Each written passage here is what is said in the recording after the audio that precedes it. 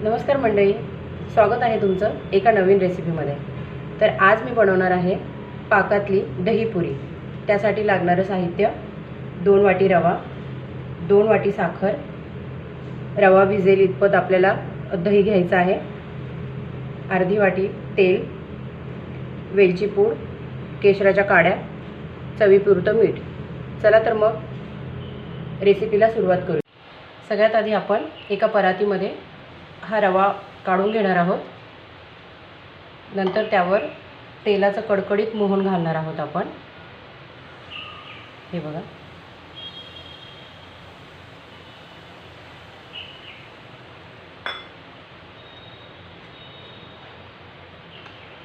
ते गरम असल्यामुळे आपण चमच्याने असं एकसारखं करून घेणार आहोत ते। आता यात चवीपुरतं मीठ घालणार आहे मी। त्यानंतर मी आता दही घालून हे छान मळून घेणार आहे।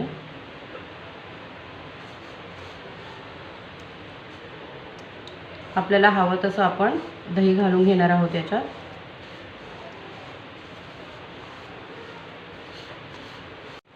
एक तासाभरासाठी आपण हे असंच झाकून ठेवणार आहोत। रवा भिजवून आपल्याला 1 तास झालेला आहे। आता आपण तो चेक करून घेणार आहोत। रवा छान भिजला आहे आपला। आता मी तो छान मळून घेणार आहे एकदा। छान मऊ मळून घ्यायचा आहे आपल्याला तो। आता ह्या पिठाचे मी छोटे छोटे पेढे बनवून घेणार आहे। असा आपल्याला दाबून असा गोळा तयार करायचा आहे याचा, आणि याची पुरी लाटून घेणार आहे मी। आपल्याला जास्त पातळही नाही आणि जास्त जाडही पुरी लाटायची नाही आहे। अशी पुरी लाटून घेणार आहे मी, आणि त्याच्यावर काट्याने असे टोचे मारून घेणार आहे, जेणेकरून आपली पुरी फुगणार नाही। आता मी अशाच पुऱ्या करून घेणार आहे। आता इथे मी पुऱ्या लाटून घेतलेल्या आहेत।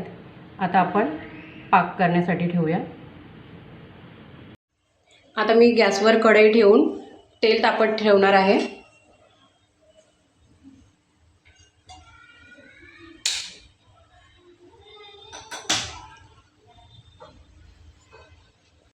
आता तेल तापलेलं आहे।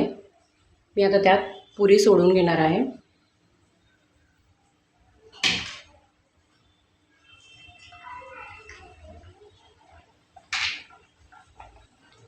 असं झाऱ्याने त्याच्यावरती तेल सोडायचं आहे आपल्याला।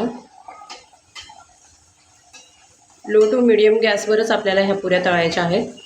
गॅस जास्त फास्ट करायचा नाही आहे। आता आपल्या पुऱ्या तळून झालेल्या आहेत। आपण आता त्या काढून घेणार आहोत। ह्या पुऱ्या काढून आपल्याला लगेचच त्या पाकामध्ये टाकायच्या आहेत, आणि आपला पाक गरम असायला हवा। आता आपण पाकात टाकून दुसरी बॅच तळेपर्यंत ह्या पुऱ्या आपल्याला पाकातच ठेवायच्या आहेत। आता मी पुऱ्या काढून घेणार आहे ह्या। नंतर आपल्याला लगेचच दुसऱ्या पुऱ्या टाकायच्या आहेत। सगळ्या पुऱ्या अशाच पाकातून काढून घेतलेल्या आहेत। आता आपण ह्या प्लेटमध्ये सर्व करून घेऊयात। तर तयार आहे मंडळी आपल्या पाकातल्या पुऱ्या। तुम्ही एकदा नक्की ट्राय करा, आणि चॅनलला लाईक आणि सबस्क्राईब नक्की करा। थँक्यू।